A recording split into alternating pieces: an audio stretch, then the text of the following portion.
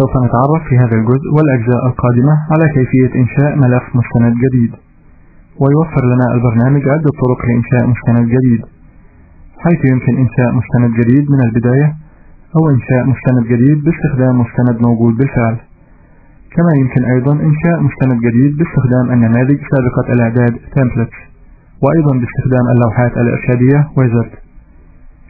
ولإنشاء مستند جديد نضغط على الرمز New في شريط الأدوات القياسي، أو نختار Blank Document من الجزء New في لوحة الوظائف New Document. ونذكر هنا أن اختيار الأمر New من القائمة المنفذلة File لن يؤدي إلى إنشاء مستند جديد، ولكن سوف يعمل على فتح لوحة الوظائف New Document إذا لم تكن مفتوحة بالفعل. ونذكر هنا أنه عند إنشاء ملف عمل جديد سوف يقوم البرنامج تلقائيا بإخفاء لوحات الوظائف Task Pane. ويمكننا إعادة إظهار لوحات الوظائف مرة أخرى إذا أردنا بفتح القائمة View واختيار Task Pane، فتظهر لوحة الوظائف New Document مرة أخرى. وإذا أردنا إنشاء مستند جديد باستخدام مستند موجود بالفعل نختار Choose Document من الجزء New from Existing Document في لوحة الوظائف New Document. ومن هذا المربع الحواري نختار الملف الذي نريده ونضغط Create New، فيقوم البرنامج بفتح نسخة من الملف المختار، حيث يمكننا تعديل الكتابات بالشكل الذي نريد مع الاحتفاظ بالتنسيقات الخاصة بالملف الأصلي.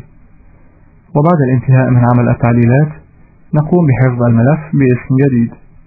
ويمكننا إعادة إظهار لوحات الوظائف مرة أخرى إذا أردنا بفتح القائمة View واختيار Task Pane، فتظهر لوحة الوظائف New Document مرة أخرى.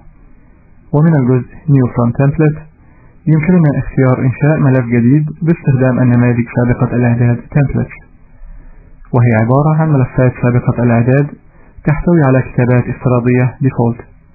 وبتعديل هذه الكتابات سوف يمكننا إنشاء المستند الجديد. كما يمكن اختيار إنشاء مستند جديد باستخدام اللوحات الإرشادية wizard. وباختيار General Template من الجزء New from Template سوف تظهر لوحة المتغيرات General في المربع الحواري Templates، حيث يمكننا اختيار نوع المستند الجديد الذي نريد إنشاؤه. ويوفر المربع الحواري أنواع مختلفة من النماذج Templates، فمثلا لوحة المتغيرات Reports خاصة بنماذج التقارير، حيث تحتوي على عدة أنواع مختلفة من التقارير الخاصة بأنواع مختلفة من الأعمال.